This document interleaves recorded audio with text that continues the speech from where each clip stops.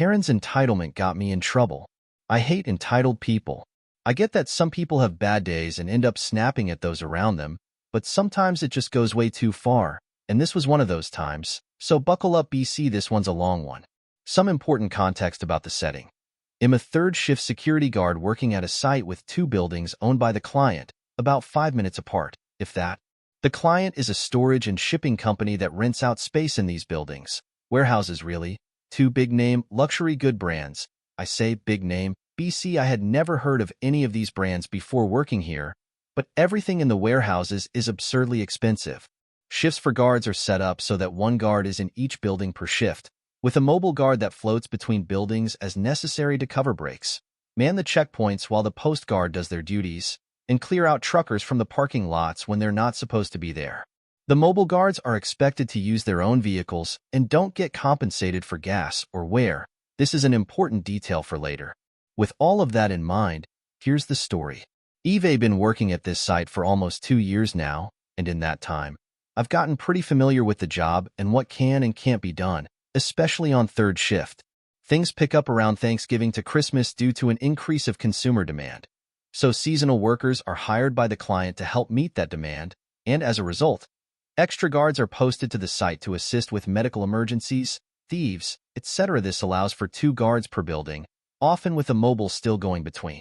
During my first year of employment here, one of those guards ended up staying on after the season was over. A lady we'll call Patricia, the Karen of the story. Patricia is a sociable woman, friendly and outgoing, but a bit blunt. She makes jokes about everyone, even herself, and pokes fun at everything with a sarcastic type of humor that I don't particularly mind as it's fairly similar to my own. She's also very touchy and likes giving hugs. Again, I don't particularly mind BC. While I don't really like being touched, she's generally pretty nice, and she can actually get me to open up a little at work.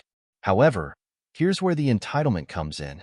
Over the course of working with her, I've learned that she can be a bit of a drama queen, and I mean that in every way possible. She regularly complains about the other guards, and probably complains about me to them.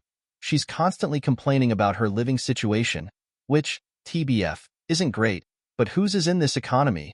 ECT, etc., etc. It all came to a head for me last night, when I finally realized just how deep the entitlement ran.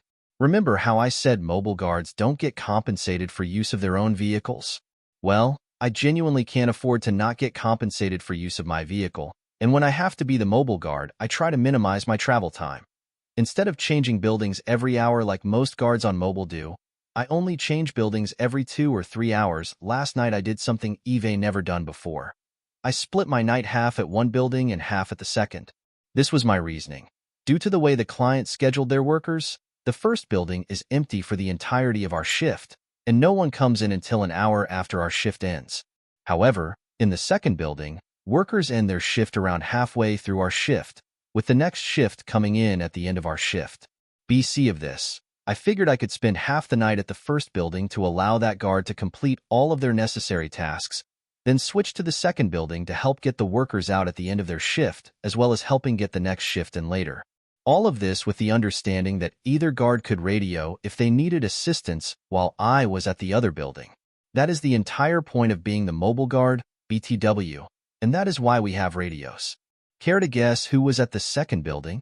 If you guessed Patricia, you'd be correct.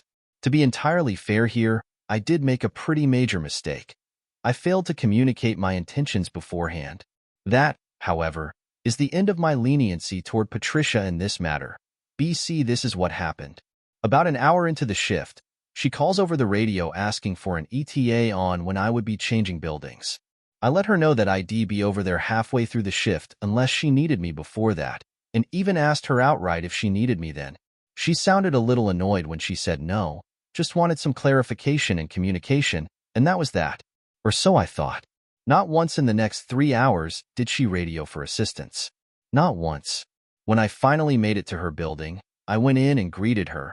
More cheerful than usual BC, I vastly preferred her company to that of the other guard on duty at the time, only for her to snap at me about, how could you think it was acceptable to be in the empty building all night?